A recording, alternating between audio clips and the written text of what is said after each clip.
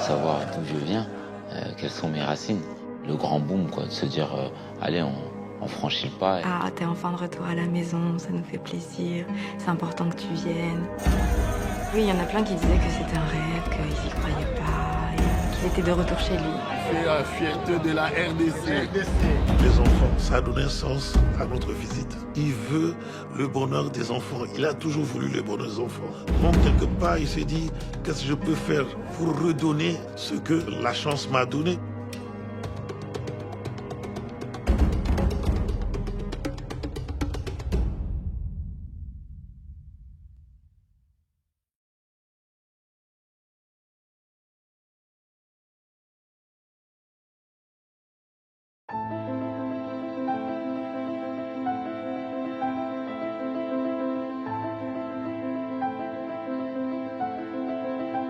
Nous observons le monde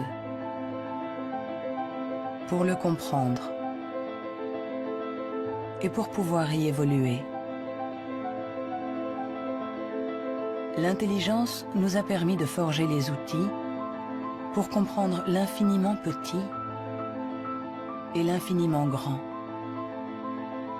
Depuis plus d'un siècle, psychologues, biologistes, généticiens et neuroscientifiques la dissèquent, l'analysent, la mesurent. Nous avons inventé les ordinateurs, marché sur la Lune. Mais contrairement à ce que nous pourrions croire, notre intelligence individuelle n'augmenterait pas. Aujourd'hui, la science explore les différentes facettes de notre intelligence. Mais les scientifiques savent-ils vraiment ce qu'est l'intelligence ?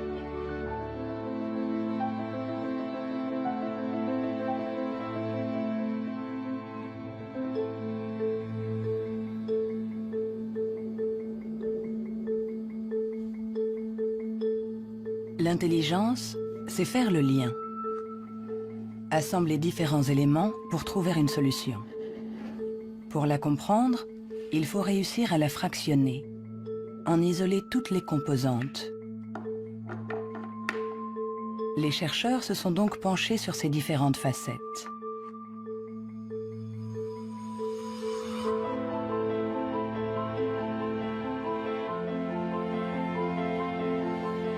Pour mesurer l'intelligence, une des premières idées a été de mesurer la vitesse à laquelle le cerveau réagit. C'est cette méthode que le professeur Théni Januis a utilisée. Il a comparé notre temps de réaction avec celui de nos ancêtres. Et les résultats de son étude ne sont pas en notre faveur.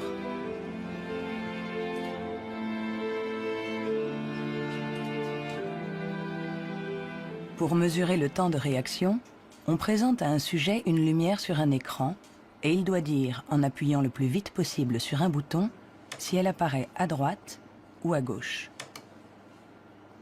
Ce n'est donc pas un réflexe, mais une information simple que notre cerveau doit traiter. Ces études sur le temps de réaction sont très anciennes. Plusieurs d'entre elles ont été faites entre 1860 et 1880 en Grande-Bretagne par Francis Galton, le cousin de Charles Darwin. Il a testé plusieurs milliers de personnes qui étaient représentatives de la population de l'époque. Les gens avaient alors un temps de réaction très rapide. Nous avons donc cherché des études comparables qui auraient été faites durant les 120 dernières années. Et nous en avons trouvé une quinzaine. En les comparant, nous avons pu montrer que durant les 150 dernières années, les gens sont devenus de plus en plus lents.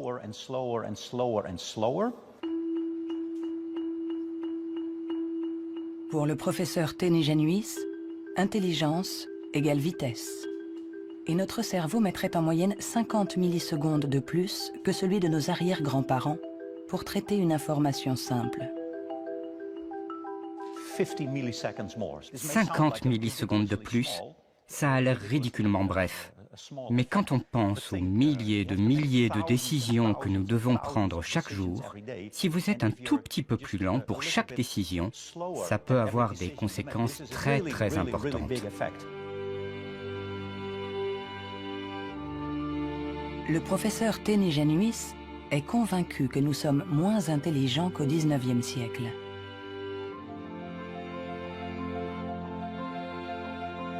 Il en voit la preuve dans l'incroyable inventivité de cette période, marquée par une explosion des innovations, de la créativité, des idées.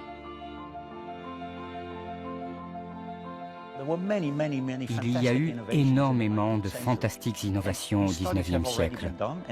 Des études ont montré que le nombre d'inventions par habitant était 4 fois plus important qu'aujourd'hui. Le professeur Ténégenuis pense que notre intelligence est en panne. Elle décline depuis au moins 150 ans. Mais au XIXe siècle, Sir Francis Galton pensait déjà que les Anglais étaient bien moins intelligents que les Grecs de l'Antiquité, qui ne manquaient pas d'esprit brillant. Alors, qu'en est-il des prédécesseurs des Grecs, les hommes préhistoriques? Eh bien, il est extrêmement difficile de mesurer leur intelligence.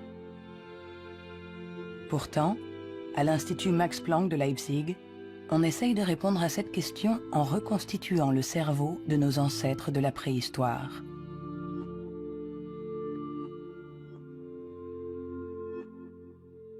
La paléoneurologie, c'est une science très très frustrante, puisque son objet, j'allais dire, quasiment n'existe pas. On n'a pas de cerveau fossile.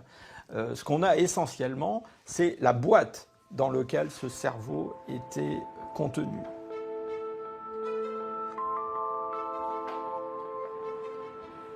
En comparant notre cerveau avec celui des hommes préhistoriques, les scientifiques se sont aperçus qu'il y avait des différences. Des différences de forme, mais aussi des différences de taille.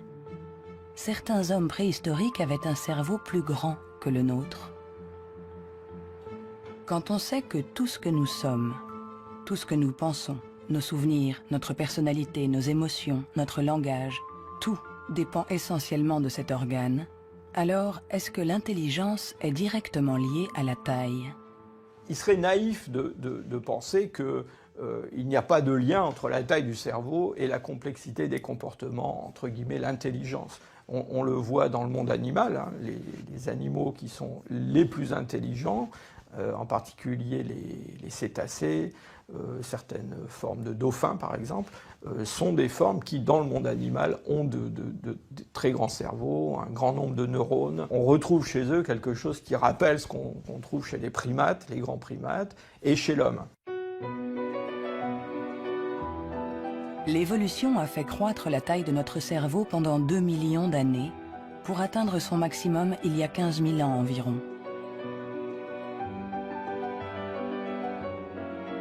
L'homme de Cro-Magnon, qui a peint les murs de la grotte de Lascaux il y a quelques 17 000 ans, était un Homo sapiens, comme nous. Mais de tous les Homo sapiens, il est celui doté de la plus grosse cervelle. En effet, la taille de notre cerveau aurait diminué par rapport à celui de notre ancêtre. Et pour certains chercheurs, nous serions moins intelligents que lui. Mais cette théorie est loin de faire l'unanimité.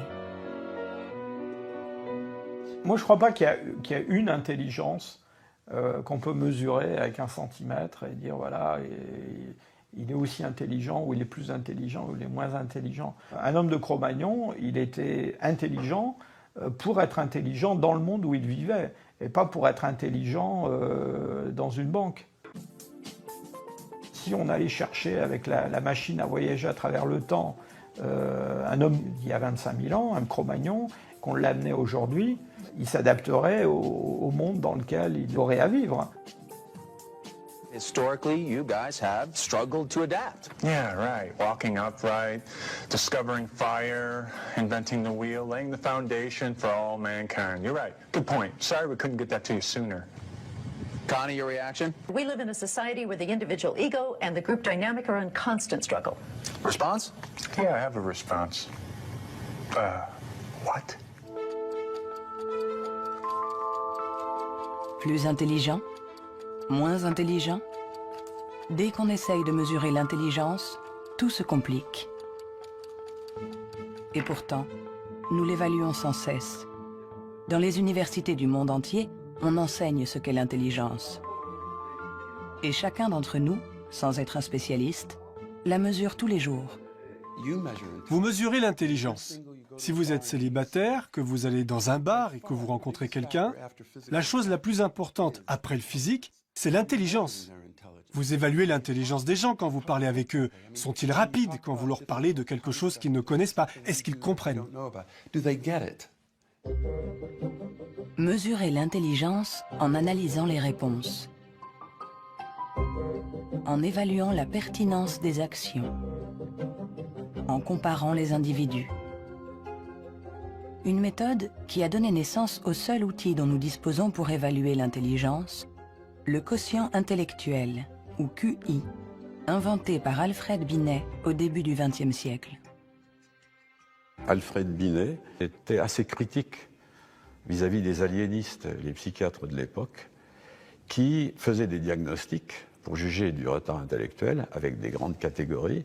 Il y avait les idiots, ceux qui étaient le degré d'arriération le plus profond, les imbéciles ensuite, et puis les débiles.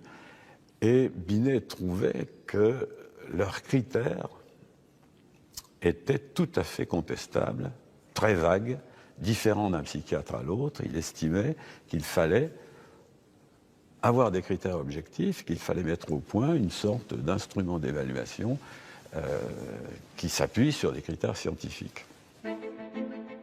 En 1905, le ministère de l'Éducation nationale demande à Alfred Binet de trouver un moyen de détecter les enfants en difficulté scolaire. Il n'avait pas de théorie sur l'intelligence, mais en observant ses filles, il a imaginé qu'on pouvait l'évaluer à partir du raisonnement, de la compréhension, de la mémoire. Ce qu'il a cherché à faire, finalement, c'est à trouver pour chaque âge les problèmes qui sont caractéristiques de cet âge. Par exemple, en leur présentant une image, en leur demandant qu'est-ce que ça représente. Alors, il avait remarqué que les enfants de 3 ans énumèrent ce qu'il y a dans l'image. Il y a un monsieur, une dame, un banc, un arbre. Que vers 7-8 ans, ils la décrivent, l'image. C'est un monsieur et une dame qui sont assis sur un banc. Et puis, vers 12 ans, ils l'interprètent.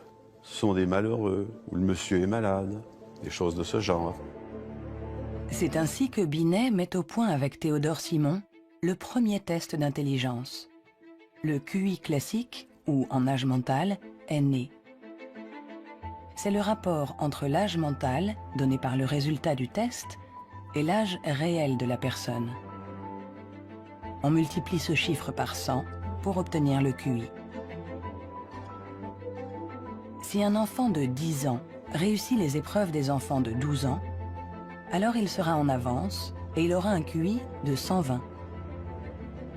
L'idée, ça a été de rapporter la performance d'un individu à la performance de ceux qui lui sont comparables, c'est-à-dire qui sont exactement dans la même catégorie d'âge, de la même culture, etc. Et on va avoir évidemment toute la distribution, toute la répartition des scores dans le test à un âge donné. Le QI, c'est juste la position d'un individu par rapport aux performances des gens qui sont comme lui, c'est-à-dire qui ont le même âge que lui. Nous accordons au QI un pouvoir exagéré, parce qu'il prétend évaluer cette qualité si particulière qu'est l'intelligence. Difficile dès lors de résister à la tentation de s'évaluer, de se comparer. Ce qui est un peu catastrophique, c'est ce qu'on voit actuellement sur des sites internet où on vous permet de calculer votre QI. Et alors je pense que des gens, ils font ça, ils se retrouvent avec un chiffre et ils vont l'interpréter, si par exemple ce chiffre n'est pas bon, en se disant qu'ils ne sont pas intelligents. C'est absolument ridicule et catastrophique. Le 2. Il est ridicule de croire qu'un chiffre peut résumer quelqu'un. Le 4. Le 3. Les vrais tests de QI se font chez des psychologues agréés. Le 2. Car il faut savoir les interpréter en les mettant en rapport avec le passé d'un individu, son présent. Le 2 ou le 3. Sa personnalité. Le QI permet d'évaluer l'intelligence. de comparer les individus. Mais nous permet-il de savoir si notre intelligence a évolué depuis que Binet l'a inventé il y a plus d'1 siècle? Réussissons-nous mieux aujourd'hui les tests de QI? C'est en Nouvelle-Zélande qu'on a apporté pour la première fois une réponse à cette question. C'est ici que James Flynn a fait une découverte surprenante que les scientifiques du monde entier ont baptisé l'effet Flynn. L'effet Flynn, c'est la découverte que pour toutes les nations qui sont entrées dans l'ère industrielle, il y a eu des gains importants dans les tests de QI. J'ai regardé tous les types de tests de QI dans 40 pays, comme en France, en Hollande, en Norvège, partout où il y avait des appelés au service militaire. On leur donnait exactement le même test chaque année, et les gains sont évidents. Il y a 1 ou 2 générations, les gens avaient en moyenne 30 réponses justes sur 60, alors qu'aujourd'hui, ils en ont 45.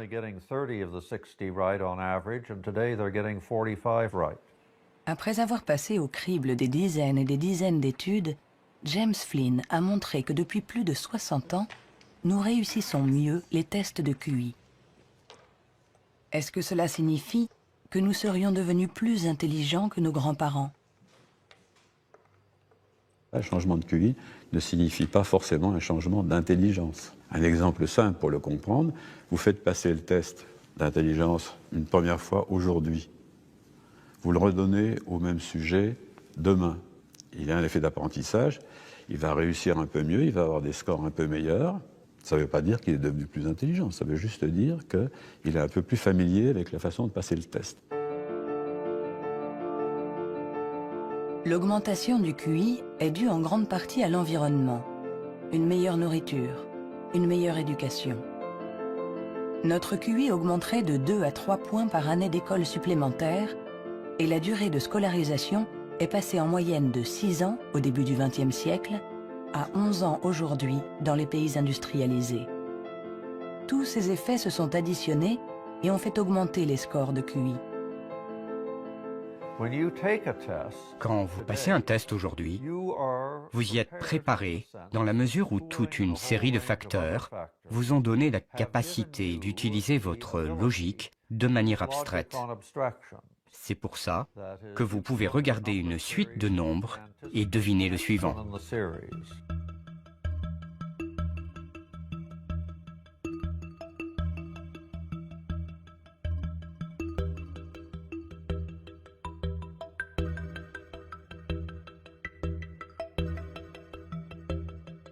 Avec l'intelligence, il ne faut pas se fier aux apparences. De meilleurs scores au test de QI ne nous disent pas que nous serions plus intelligents. Nous sommes juste mieux préparés pour réussir des tests de QI. Notre intelligence est comme un muscle que nous avons entraîné pour en exprimer tout le potentiel. Mais à force de nous entraîner, nous avons peut-être atteint nos limites. Les chiffres le prouvent. Après des décennies d'augmentation, les résultats au test de QI plafonnent. Ils diminuent même dans certains pays, comme l'Angleterre, le Danemark ou la Norvège. L'augmentation du QI est un phénomène qui a duré 1 siècle. Mais tous les pays vont finir par voir un plafonnement de cette augmentation. L'école a fait le plein. C'est elle qui a offert la capacité de manier des concepts abstraits. Et à moins d'une révolution de la pédagogie, les bénéfices dus à l'école vont plafonner parce que presque tout le monde aujourd'hui est scolarisé.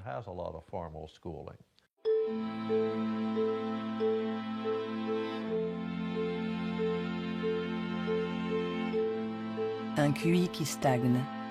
Des cerveaux plus lents, plus petits. Où en est notre intelligence?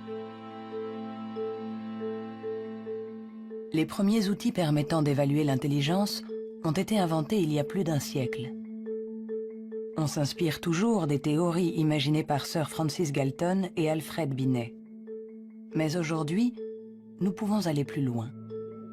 Plutôt que de mesurer ce que l'intelligence produit, intéressons-nous à l'organe qui produit l'intelligence,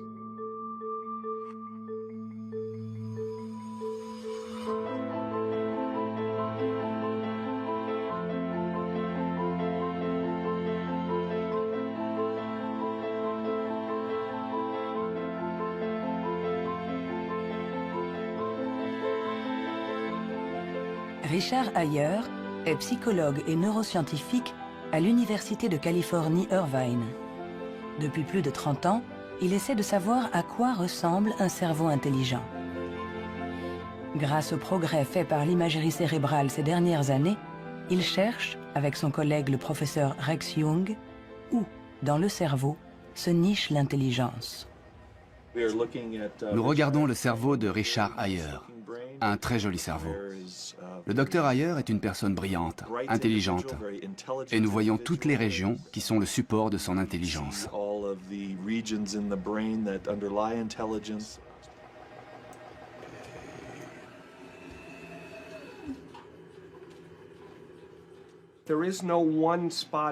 Il n'y a pas un endroit dans le cerveau qui soit le centre de l'intelligence. Les gens pensaient qu'il y avait un centre de l'intelligence à l'avant. Mais les recherches ont montré que lorsqu'on fait des tests d'intelligence à l'intérieur d'un scanner, on peut voir que la communication entre l'avant et l'arrière est très importante pendant que l'on résout les problèmes. Le professeur Ayer a été l'un des pionniers dans l'utilisation des techniques de neuroimagerie moderne. Sa première étude date de 1988. On n'avait alors jamais utilisé ces outils dans les recherches sur l'intelligence.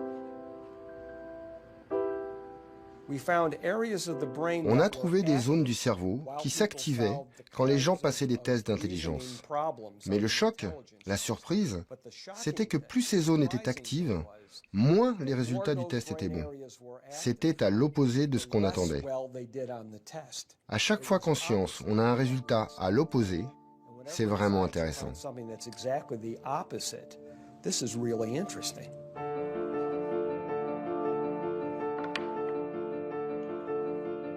Un cerveau intelligent n'est pas un cerveau qui fonctionne plus, mais au contraire, un cerveau qui fonctionne moins. C'est ce qu'on appelle la neuroefficacité. Être intelligent, c'est résoudre un problème en faisant un minimum d'efforts.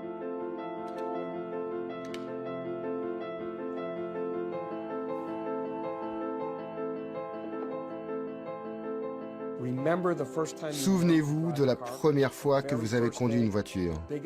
Le premier jour, dans un grand parking vide, avec quelqu'un assis à côté, et vous tournez le volant et vous pensez « Maintenant, il faut que je freine ».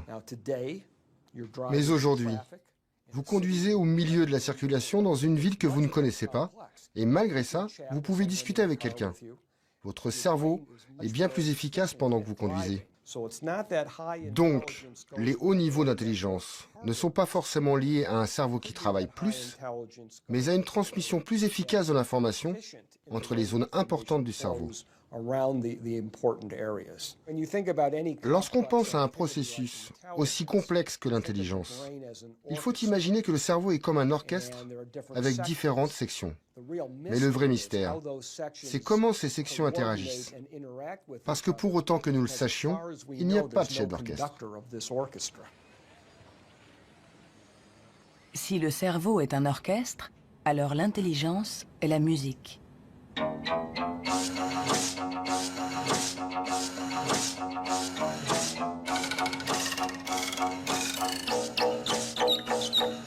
Nous commençons à déchiffrer la partition, mais nous ne savons toujours pas comment les musiciens parviennent à jouer ensemble. À l'université de la Sorbonne, le professeur Olivier Houdet est à la recherche de ce chef d'orchestre. Pour le trouver, il mesure l'activité électrique du cerveau pendant que des enfants résolvent des problèmes. Ce qui l'intéresse, c'est ce qu'il appelle les bugs de l'intelligence. Si vous présentez à un enfant ce dispositif avec 1, 2, 3, 4, 5 babards écartés ou 5 babards resserrés, et vous demandez à l'enfant, y a-t-il le même nombre de babards au-dessus et en dessous, jusqu'à 6-7 ans, tous les enfants du monde vont vous répondre « Ah ben non, il n'y en a pas pareil, il y en a plus là parce que c'est plus long ». Le cerveau de l'enfant est donc piégé par l'intelligence, c'est-à-dire visio-spatiale, selon laquelle longueur est égale à nombre. Dans le cerveau, ça se traduit par le fait qu'on a des chemins neuronaux différents pour résoudre une même tâche.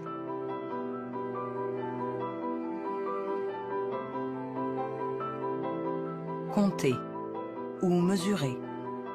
Il y a toujours plusieurs solutions à un problème. Et notre cerveau est sans cesse en train de lutter pour inhiber les mauvaises stratégies. Nous, ce qu'on montre ici, et c'est ça la découverte et l'originalité de notre laboratoire, est que l'inhibition, c'est sans doute le processus clé et positif de l'intelligence, parce que c'est elle qui nous permet de résister à nous-mêmes, en quelque sorte. Résister à nous-mêmes, c'est apprendre à contrôler les interférences qui viennent perturber notre intelligence. Le test de Stroop est une des méthodes pour observer ces interférences. Il consiste à donner la couleur d'un mot, mais attention, sans le lire. Bleu, jaune, rouge, jaune, vert, rouge, vert, vert, rouge, vert, jaune, jaune, rouge, jaune, jaune, rouge, jaune, rouge, jaune, jaune, rouge, vert, rouge, jaune, bleu.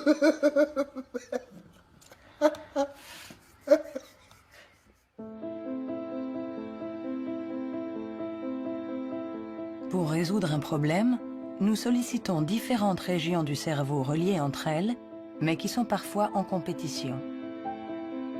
Mais comment ces différentes zones communiquent-elles? C'est ce à quoi s'intéresse le professeur Douglas Fields à l'Institut national de la santé de Washington.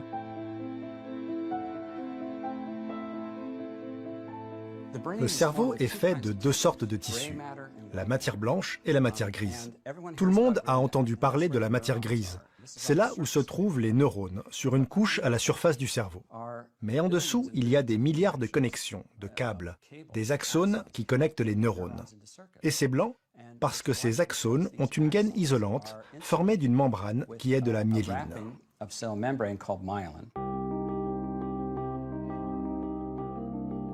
La myéline entoure les axones, permettant aux informations de circuler de manière rapide et efficace dans le cerveau.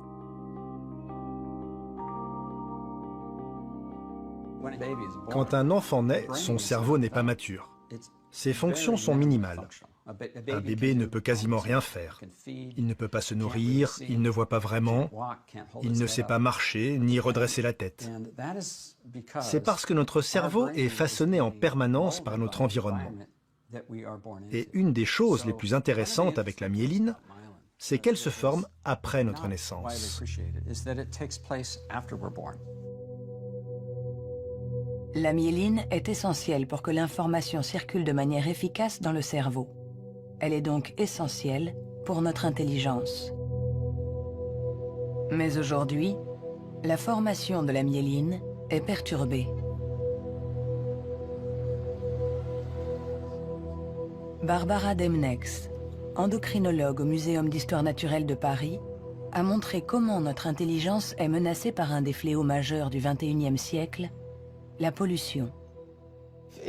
Quel que soit l'endroit où vous vivez dans le monde, vous allez être exposé à des centaines de produits chimiques qui vont interférer avec l'hormone thyroïdienne. Cette hormone est produite par la glande thyroïde qui se trouve à la base du cou chez l'homme.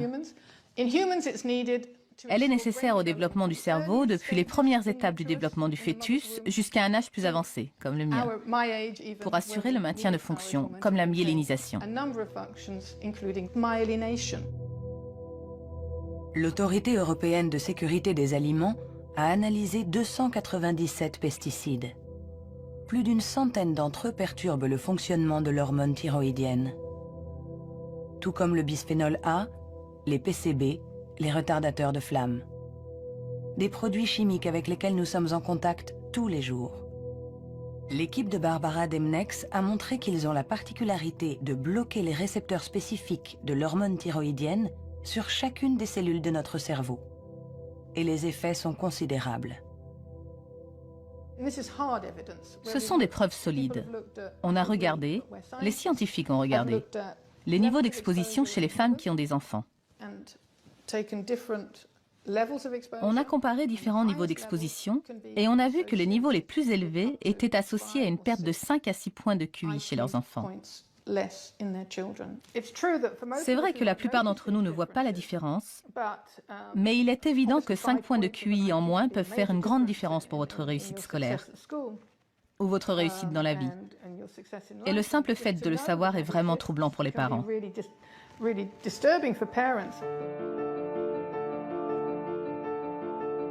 Notre intelligence nous a permis de créer un monde complexe au prix de la dégradation de notre environnement.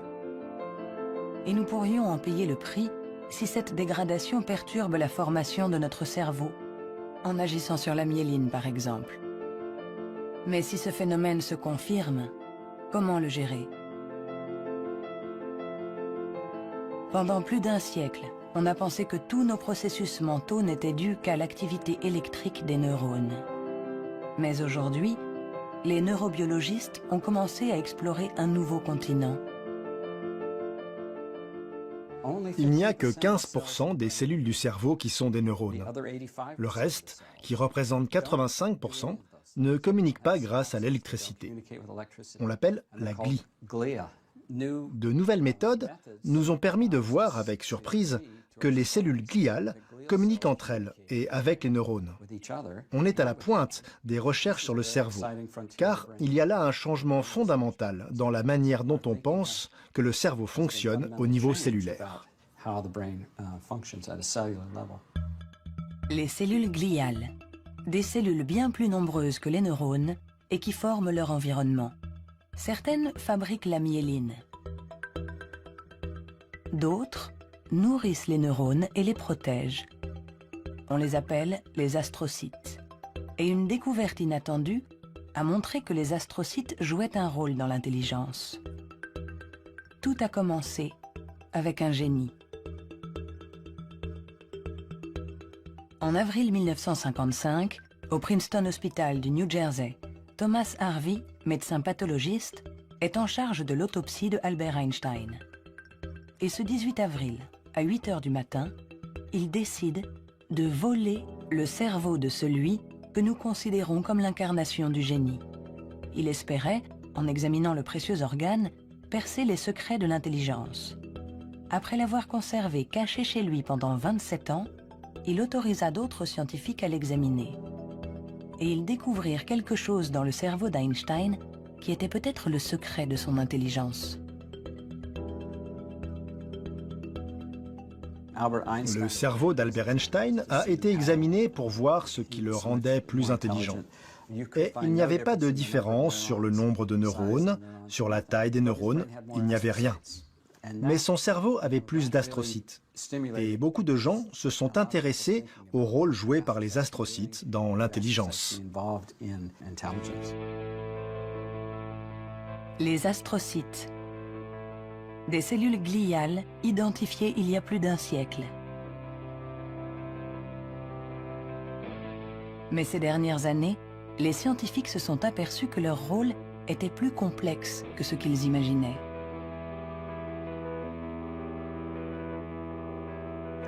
Les astrocytes servent à beaucoup de choses. Ils contrôlent les synapses, ils contrôlent le flux sanguin dans le cerveau, ils nourrissent les neurones, ils réagissent aux blessures. Toutes ces choses étaient considérées comme des tâches ménagères faites par les astrocytes dans le cerveau. Et plein de gens ne les prenaient pas au sérieux. Jusqu'à ce qu'on réalise que ces tâches ménagères font que l'astrocyte contrôle le neurone. Un astrocyte humain contrôle des centaines de neurones, bien plus que ce que peut faire un astrocyte de souris par exemple. En se basant sur cette observation, une équipe de l'Université de Rochester a mis au point une expérience fascinante. Pour mieux comprendre l'intelligence humaine, ils ont décidé de lui faire franchir la barrière des espèces. Ils ont greffé des astrocytes humains dans le cerveau de souris.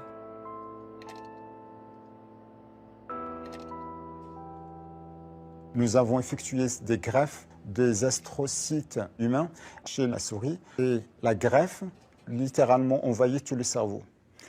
Quand on regarde, par exemple, à l'âge de 1 mois après la greffe, on voit que la greffe est très discrète à l'endroit presque où on a greffé les cellules.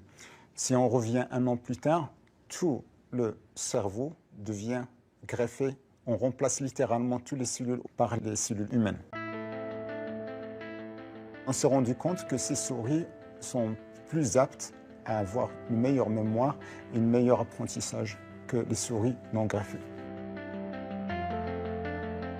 Pour tester les capacités de ces souris au cerveau modifié, les chercheurs les ont placées dans un labyrinthe. Résultat, les souris greffées trouvent la sortie 2 fois plus vite que les souris non greffées. Cette expérience ne laisse plus la place au doute.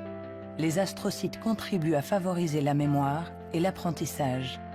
Ils jouent un rôle clé dans notre intelligence.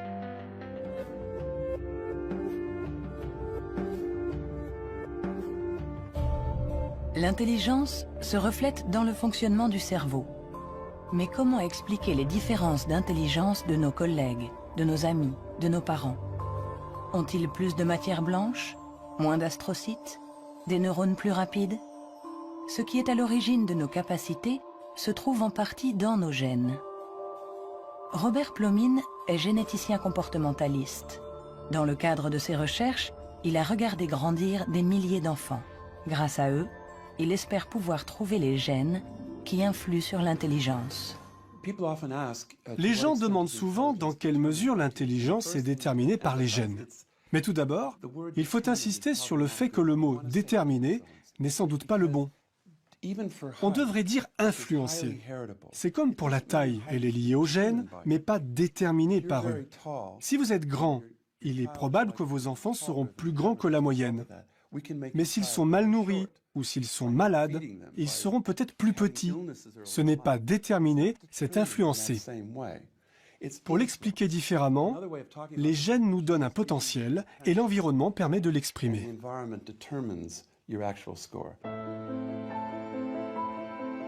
Pour comprendre les relations complexes entre gènes et intelligence, Robert Plomine fait passer des tests à des milliers de jumeaux.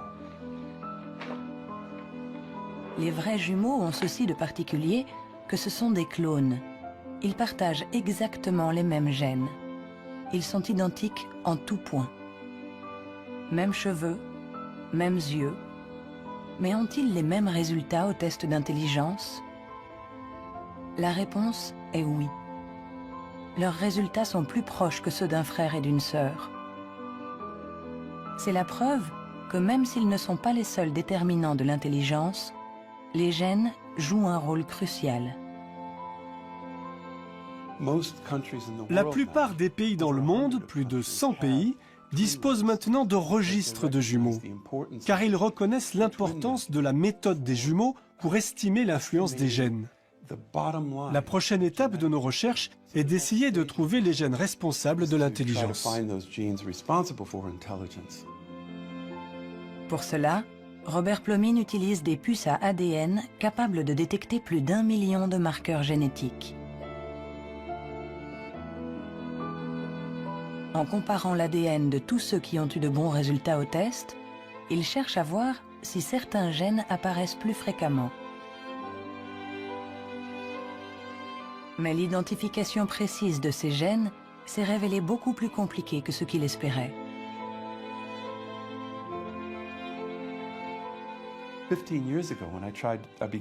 Il y a 15 ans, quand j'ai commencé à essayer de trouver les gènes de l'intelligence, personne n'imaginait que ce serait aussi difficile. On a identifié plus de 300 gènes qui influent sur l'intelligence. Et le problème, c'est qu'on en a identifié seulement 1%.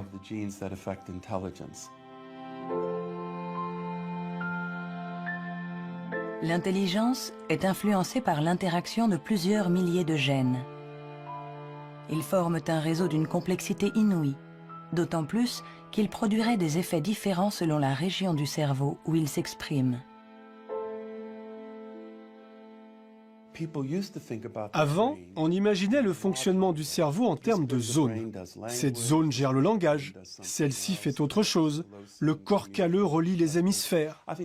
Beaucoup de gens aujourd'hui ont réalisé que c'était une fiction, que le cerveau agissait de manière plus globale. Et si on regarde ça du point de vue génétique, cela rend les choses plus claires, parce que la plupart des gènes qui agissent sur le cerveau affectent beaucoup de régions différentes. Nous avançons pas à pas dans la compréhension de notre intelligence. Les scientifiques affinent les outils pour la mesurer. Mais la question qui se pose est l'usage que nous en ferons.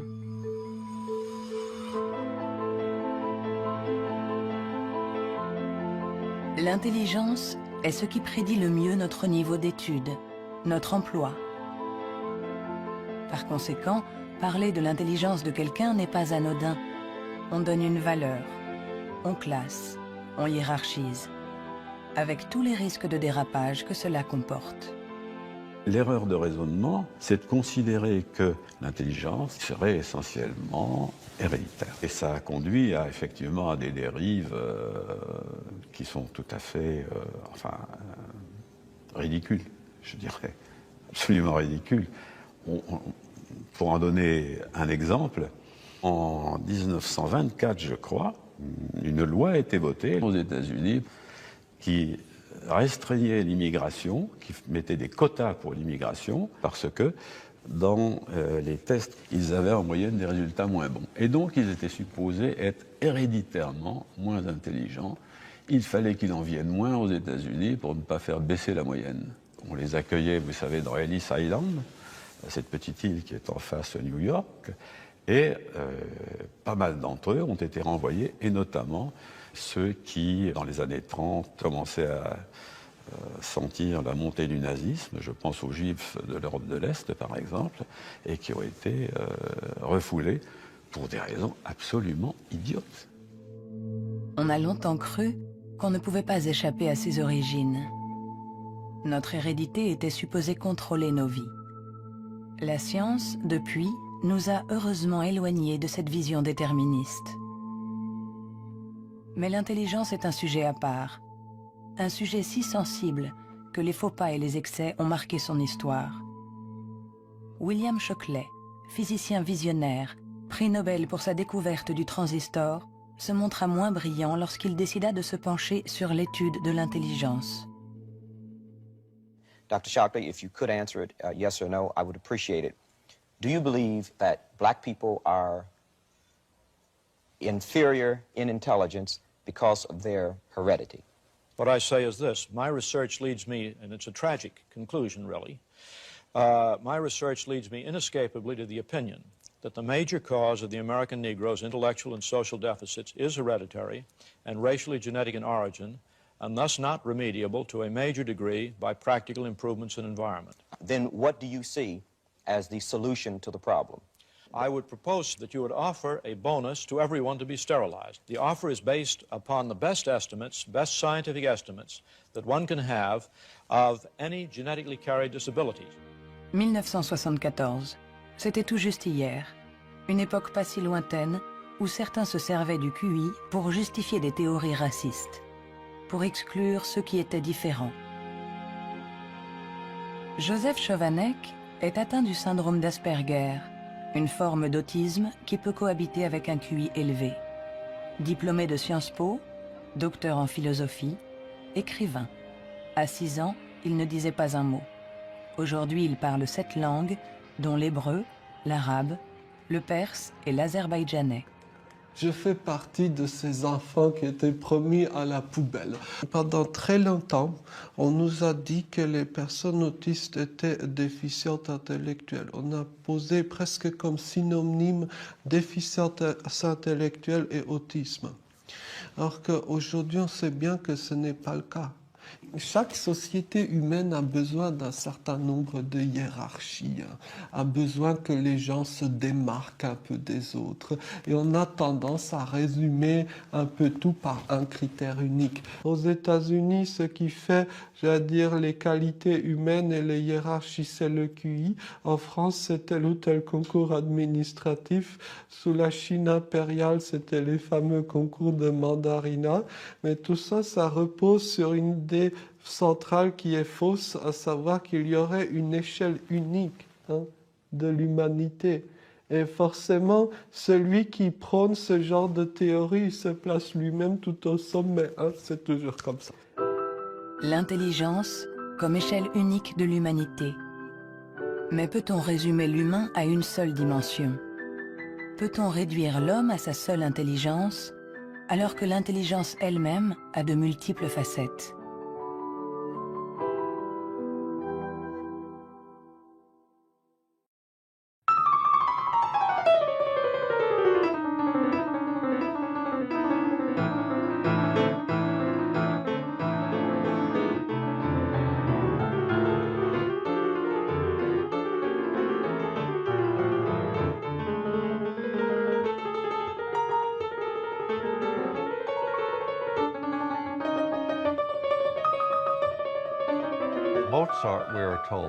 Mozart, dit-on, pouvait avoir à l'esprit une symphonie en entier. Si vous suivez une symphonie, vous devez suivre son développement dans le temps. Mais lui, il avait conscience de sa globalité. C'est un peu le même niveau de complexité que pour un mathématicien qui pense à 7 ou 8 formules et voit toutes les connexions possibles entre elles. Alors on peut toujours objecter. Est-ce que l'intelligence musicale est une forme d'intelligence? Ce n'est pas important. Ce qui est important, c'est que ça existe et que ceux qui l'ont n'ont pas obligatoirement de grand QI.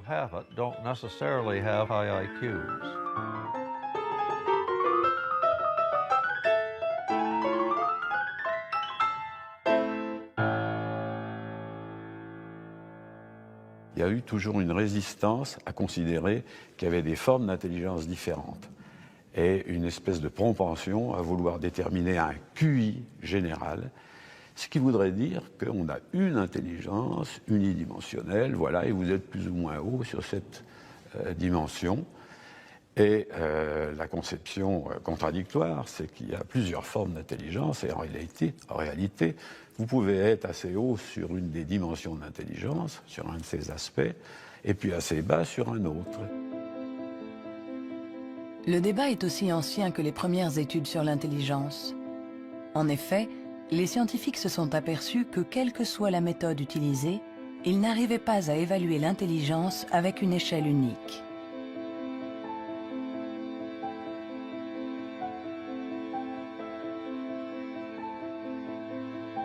À l'Université du Nouveau-Mexique, le professeur Rex Jung est convaincu que pour résoudre n'importe quel problème, nous utilisons différentes manières de raisonner, que ce que nous appelons intelligence n'est que l'une d'entre elles. Je pense que la créativité est un autre mode de fonctionnement du cerveau. Je cherche à savoir si elle est différente de l'intelligence. Est-elle similaire? Est-ce que c'est la même chose ou bien est-ce différent? J'en suis arrivé à la conclusion que la créativité est un processus de raisonnement fondamentalement différent.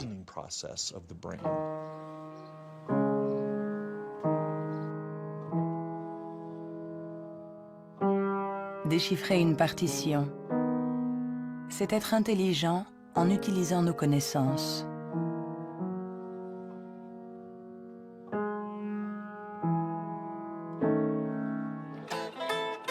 Improviser, c'est être intelligent en inventant, en étant créatif.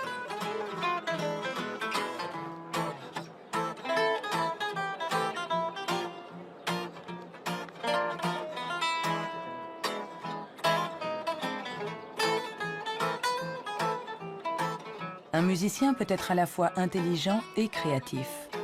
Un sujet d'étude idéal.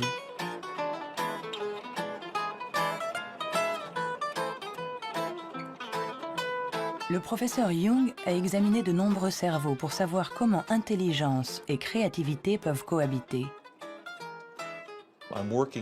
Je travaille sur l'hypothèse que ce sont des partenaires et qu'il y a deux réseaux différents dans le cerveau qui coopèrent pour nous permettre de raisonner.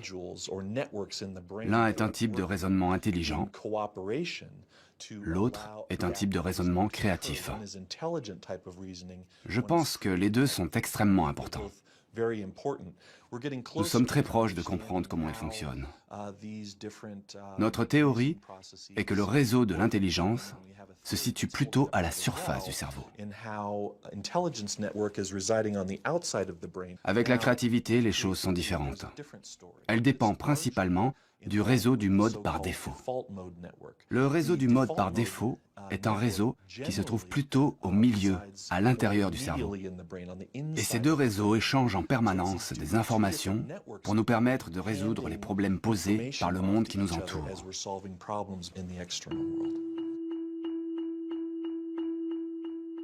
Nous avons tous expérimenté cette sensation d'une idée surgissant de nulle part avec la force de l'évidence. Ce que nous révèlent les neurosciences, c'est que ce mode de raisonnement, ce mode inventif, créatif, est un mode de raisonnement à part entière. Peut-on être intelligent sans être créatif? Ou créatif sans être intelligent? La question a elle-même un sens. Pour évoluer intelligemment dans le monde, n'avons-nous pas besoin de toutes les ressources de notre esprit? On ne peut pas être créatif en physique, par exemple, si on n'a qu'une éducation physique. Pour être créatif en physique, il faut une autre éducation et ensuite se retrouver dans un univers étranger et réutiliser des trucs et astuces, des mécanismes mentaux qu'on a appris ailleurs. Hein.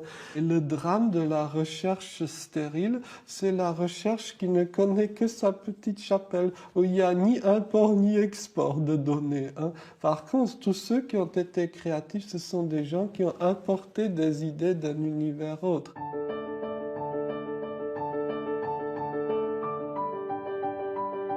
Les liens se tissent, le tableau se dessine. Les scientifiques assemblent petit à petit les différentes composantes de notre intelligence. Mais le monde évolue, et l'intelligence aussi. Notre cerveau est en permanente évolution. Il permet à notre intelligence de s'adapter aux problèmes que nous devons résoudre, aussi multiples et variés que nous pouvons l'être. Quand j'étais enfant, je savais que je ne fonctionnais pas comme les autres. J'avais cette conscience-là. Cela m'a donné à réfléchir, cela m'a amené à imaginer le monde pluriel. Imaginer le monde où il n'y a pas un seul axe, que ce soit de classement ou de valorisation, mais un grand nombre d'axes. Et je dis, la vraie intelligence du monde, n'est-ce pas de savoir réfléchir de façon plurielle, de savoir prendre en compte plusieurs grilles de compréhension du monde et non pas une seule. Le rôle de la science n'est peut-être pas de dire si nous sommes plus ou moins intelligents que nos voisins ou que nos ancêtres, mais de nous aider à comprendre comment notre cerveau fonctionne. On saura alors non seulement réparer notre intelligence, mais on saura aussi l'améliorer pour tisser des liens entre nous et la diversité de ce qui nous entoure.